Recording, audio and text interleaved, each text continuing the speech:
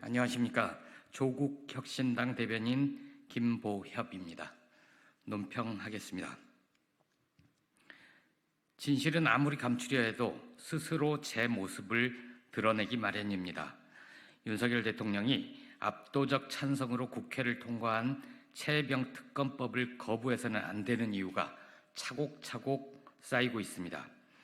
오늘 한겨레는 박정훈 대령이 이끈 해병대 수사단이 만든 최상병 익사사고 수사 경과 및 사건 처리 관련 설명이라는 제목의 보도자료를 입수해 보도했습니다.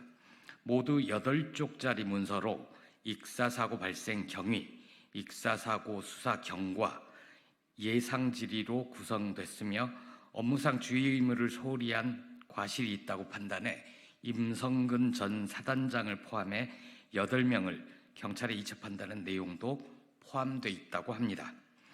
이 보도자료는 언론 브리핑용으로 미리 만들어둔 것입니다. 용산 대통령실이 수사보고서를 집요하게 요청하기에 거부하고 대신 건넸다는 자료입니다. 그런데 윤 대통령의 경로를 유발해 결국 브리핑이 취소되고 미공개 상태가 돼버린 자료입니다. 2023년 7월 30일 오전 11시 윤 대통령의 경로는 많은 것을 바꿉니다. 다음날 예정됐던 해병대 수사단의 브리핑 취소는 물론 원칙대로 수사했던 당시 수사단장 박정훈 대령은 집단 항명에 수괴가 됩니다. 경북경찰청에 이첩됐던 수사단 서류는 국방부가 되가져옵니다.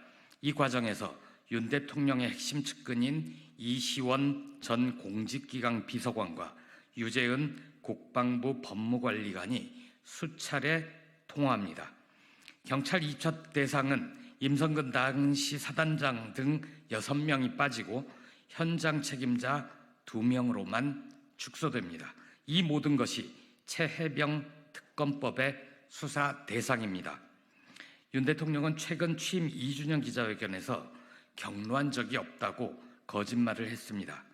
무리한 작전을 벌여 인명사고가 발생한 데 대해 질책성 당부를 했다고 둘러댔습니다. 경로와 당부는 엄청난 차이가 있습니다. 경로는 임성근을 지키기 위한 겁니다. 이런 일로 사단장을 처벌하면 대한민국에서 누가 사단장을 하겠느냐라는 구체적인 내용까지 전해졌습니다. 만약 질책성 당부를 했다면 최혜병의 순직이 안타까워서였을 겁니다. 그런데 그런 적이 없었으니 최근에야 윤 대통령이 지어낸 것으로 보입니다. 자신의 경로, 그것으로부터 촉발된 최혜병 순직 사건 외압이 만천하에 드러날 경우 예상되는 파장의 크기를 윤석열 대통령은 누구보다도 잘 알기 때문입니다. 조국혁신당이 윤 대통령에게 묻습니다.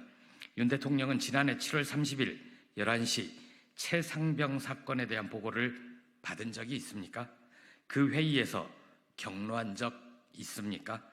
윤 대통령은 이런 일로 사단장을 처벌하면 대한민국에서 누가 사단장을 하겠냐 이런 얘기를 한 적이 있습니까? 경북경찰청에 이첩된 해병대 수사단의 서류를 가져오고 수사 대상자를 현장 책임자 2명으로 줄이라고 지시한 적이 있습니까?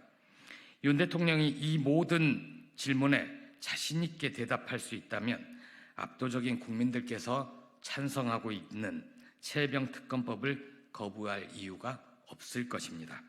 윤 대통령은 대통령 후보 시절인 2021년 12월 29일 이런 말을 한 적이 있습니다. 떳떳하면 사정기관을 통해서 권력자도 조사받고 측근도 조사받고 하는 것이지 특검을 왜 거부합니까? 죄를 지었으니까 거부하는 거 아닙니까? 이상입니다.